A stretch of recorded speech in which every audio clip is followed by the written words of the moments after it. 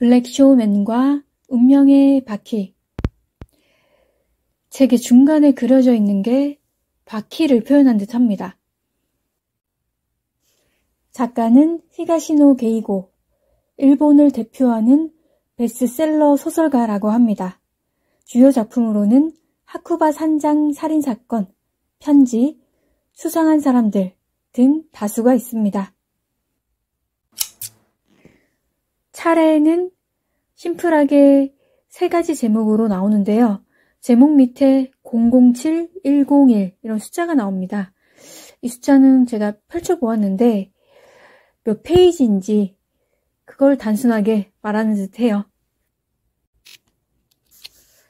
뭔가 운명적인 일이 제목처럼 일어날까요? 어떤 이야기인지 궁금합니다. 위기인 듯 마술인 듯 쇼맨의 손끝에서 펼쳐지는 수수께끼의 대향연.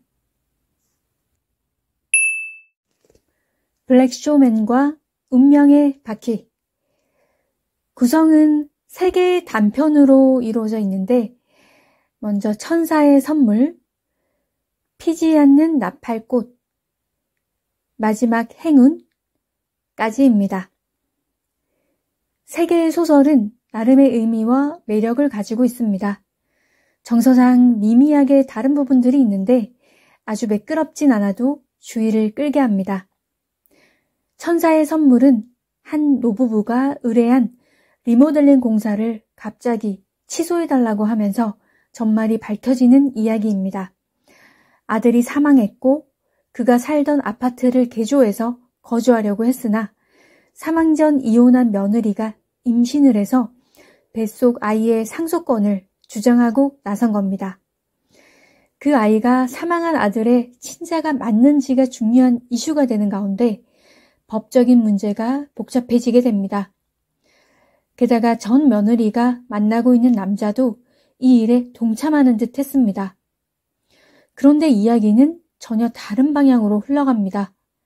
이 임신부는 한 생명을 살리기 위해 사망 확률이 높은 문해증의 아기를 출산하기로 마음먹고 심장 이식을 결정했던 겁니다. 그 대상이 친구인 전 남편의 동생, 아들이었고 수혜자로 지정하기 위해서는 친족이어야 가능했던 겁니다. 제목에서 천사는 태어나서 바로 하늘나라로 간 이 아기가 되는 것인데 이런 거였어? 하는 순간 단편은 끝을 달립니다. 인간사는 복잡하게 얽혀있지만 늘 탐욕만이 존재하는 것은 아니라는 생각이 듭니다. 피지 않는 나팔꽃은 실버타운의 한 에피소드로 진행이 됩니다. 남편을 여의고 주택을 처분한 후 이곳에 입주한 노년 여성은 치매 증상이 조금씩 나타나기 시작합니다. 그 와중에 자살한 줄 알았던 딸을 어릴 적 피아노 선생님이 발견해서 알려주었고 딸이 살아있을지 모른다고 생각하게 됩니다. 실버타운의 한 직원에게 피아노 선생님을 통해 딸을 찾아달라는 부탁을 합니다. 사정이 딱한 그녀를 위해 이 직원은 딸이 나타났다는 장소를 찾아갑니다. 직원은 알지 못했지만 딸은 살아 있었습니다. 엄마가 얼마나 원망스러웠으면 죽은 사람으로 다른 이의 인생을 살고 있는 걸까요? 선택이 극단적이긴 합니다. 엄마에게 돈을 이체시켜주기 위해 신분을 숨긴 채 들어간 실버타운에서 엄마의 스치듯한 이야기를 듣고 가슴이 찡해집니다. 인생은 본인이 아니면 알 수 없는 무언가가 있습니다. 모녀의 짧은 만남은 마음을 안타깝게 합니다. 마지막 행운은 한 사람을 위해 이게 가능한가 하는 생각이 드는 스토리입니다. 미나라는 여성은 미혼이고 미국에서 살다가 현재는 가구 매장에서 일하며 인생을 바꿔줄 멋진 남자를 만나고 싶어 합니다. 매장으로 찾아온 한 중년의 남성이 그녀의 눈에 들어왔고 데이트를 하며 그의 조건이 아주 괜찮다는 것을 알아냅니다. 사랑은 전혀 염두에 두지 않고 돈만 쫓아가는 게 아닌가 하는데 실제로도 그렇게 방향을 정한 듯 합니다. 그런데 예전 그녀의 꿈은 배우였습니다.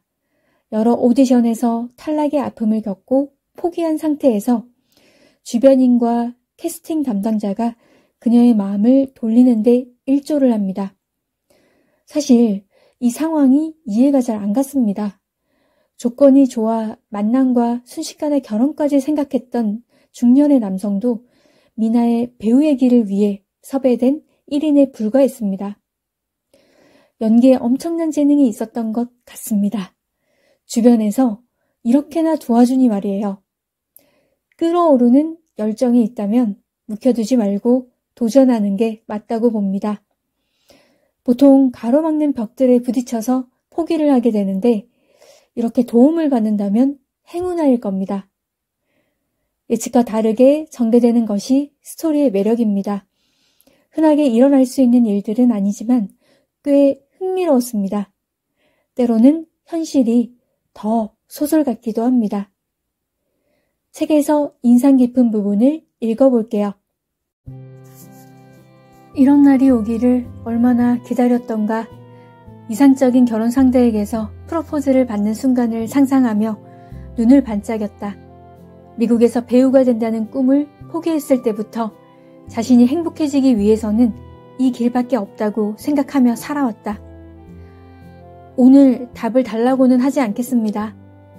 구리스카는 진지한 표정으로 말했다. 하지만 서둘러 답해주시면 감사하겠습니다. 방금 말씀드렸다시피 다음 주에는 고향에 돌아가고 싶거든요. 알겠습니다. 아마 오래 기다리게 하지는 않을 거예요. 샴페인을 또 주문하죠. 한 번 더 건배하고 싶거든요. 네, 좋아요. 구리스카가 가르송을 불러 샴페인을 주문했다. 여행 이야기로 돌아가죠. 구리스카가 말했다. 어디 가고 싶은 곳이 있습니까? 가보고 싶은 곳은 많죠. 구리스카 씨는 어떠세요? 일과 상관없이 가고 싶은 곳이 있나요? 글쎄요. 아, 미나 씨여 가고 싶은 곳은 있습니다. 브로드웨이요. 아, 미나는 쓴 웃음을 지었다. 또 그 이야기로 돌아가는 건가? 얼마나 멋질까요? 색색의 빛으로 물든 밤의 타임스퀘어를 둘이서 걷고 싶군요. 그리고 브로드웨이로 들어가는 거죠. 이내 극장이 하나둘 눈앞에 나타납니다. 당신이 좋아하는 작품은 시카고였죠. 제일 좋은 자리에서 봅시다. 극장에 들어가면 관객석에는 고급 좌석이 늘어서 있겠죠. 계단을 천천히 내려와 특등석으로 걸어갑니다. 자리에 앉은 우리는 무대를 올려다보며 막이 오를 때까지 조용히 기다리죠. 구리스카의 말에 촉발돼 미나의 뇌리에 화려한 영상이 되살아났다. 꿈과 동경의 브로드웨이. 얼마나 드나들었는지 모른다. 그리고 서서히 막이 오릅니다. 무대에서 배우들이 어떤 연기를 보여주는지 지금의 저는 모릅니다. 하지만 분명 멋진 퍼포먼스겠죠. 음악도 분명 매력적일 겁니다. 우리는 무대에 빠져들어 시간 가는 줄 모르겠죠. 구리스카의 말에 미나는 속으로 반박했다. 매력적이라는 표현으로는 설명할 수 없다고요. 오프닝은 명곡 올댓 재즈다. 조명을 받으며 여성들이 숙련된 댄스를 선보인다. 모든 동작이 계산돼 있고 움직임 하나마다 강렬한 메시지가 담겨 있다. 그 모습을 관객석에서 숨죽인 채 바라본다. 아니야. 저도 모르게 중얼거렸다. 네? 뭐가 말입니까? 구리스카가 물었다. 왜 그러십니까? 아니야. 미나는 다시 중얼거렸다. 내가 있을 곳은 관객석이 아니야. 네, 여기까지입니다. 재미있는 일들이 많이 생기는 세상인데 가슴 벌렁한 일은 잘 안 생겼으면 합니다.